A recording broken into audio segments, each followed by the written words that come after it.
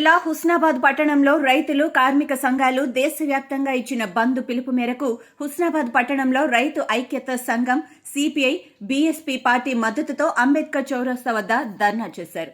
దేశంలో రైతులు పండించే వివిధ రకాల 22 పంటల ధాన్యపు మద్దతు ధర పార్లమెంట్లో చట్టబద్దత చేయాలని వ్యవసాయ శాస్త్రవేత్త భారతరత్న డాక్టర్ స్వామినాథన్ సూచనలను పూర్తి స్థాయిలో అమలు చేయాలని కోరారు.